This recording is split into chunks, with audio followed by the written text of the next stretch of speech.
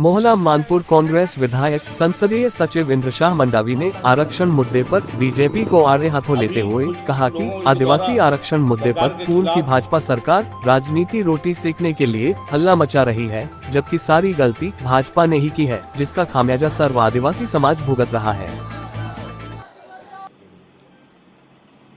आज प्रदेश में आदिवासी आरक्षण के नाम पे विपक्ष के द्वारा घड़ियाली आंसू बहाया जा रहा है, जबकि कांग्रेस सरकार हमेशा आदिवासियों के हितों की बात करती है और आज भी हम और हमारी सरकार आदिवासियों को 32% आरक्षण देने का वादा करते हैं।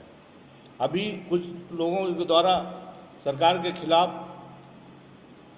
भड़काने का काम किए हैं, जिसमें आंदोलन किए, चक्का जाम किए, पर वास्तविकता ये है कि भाजपा सरकार में 2004 में अमेंडमेंट आया और 32% आरक्षण देने का वादा किया गया था, पर 2011 तक उसको दबा के रखे। 2010 में हमारे तत्कालीन सरकार रमन सिंह की सरकार के द्वारा ननकी राम कंवर के अध्यक्षता में बैठक किया गया, जिसका डाटा देखें तो उसमें आप सबको समझ आ जाएगा। कहीं पे 32% लिखते हैं, कहीं पे 75% लिखते हैं, कभी 69% लिखते हैं, कहीं पे 50% की बात करते हैं। अलग अलग बातें करके कमेटी बनाने के बाद भी कमेटी के जो लेटर है वो उससे क्लियर सिद्ध होगा कि पुन्नू राम मोहले इनके प्रतिनिधि मंडल में थे, उसके बाद भी असहमत लिखे हैं और हम लोग उसको अभी पूरा करने का काम करेंगे।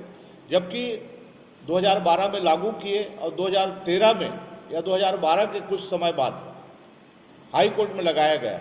हाई कोर्ट में लगने के बाद भाजपा शासनकाल के द्वारा उसमें जितना भी क्वांटम डाटा जनसंख्या के हिसाब से, सेंसस के हिसाब से लगाना था, शासन के द्वारा उसमें कोई भी डाटा नहीं लगाए और आराम से पड़े रहे।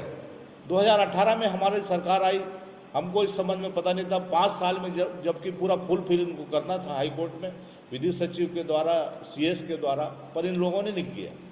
क्वांटम डाटा दे देते उस समय भी तो 32% आरक्षण आज बरकरार रहता और उसके वजह से आज हमारा सरकार अभी हाई कोर्ट के द्वारा उसको अपास्त कर दिया गया है, जिसके संबंध में अभी कोई अधिसूचना जारी नहीं हुआ है।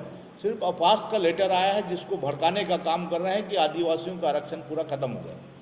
अभी हम लोग खुद 8 अक्टूबर को बैठक की रायपुर में आदिवासी समाज के द्वारा, जिसमें हमारे कुछ मंत्रीगण भी थे, माननीय अमरजीत भगत जी, माननीय अनिला भेड़िया जी, माननीय प्रेमसाय सिंह टेकाम जी, माननीय कवासी लखमा जी, सभी के द्वारा वहाँ पे बोला गया। पर लगभग 20 विधायक बैठे थे और आदिवासी समाज के सभी, गौड़ समाज, हल्बा समाज, कंवर समाज, सभी समाज के अध्यक्ष बैठे थे।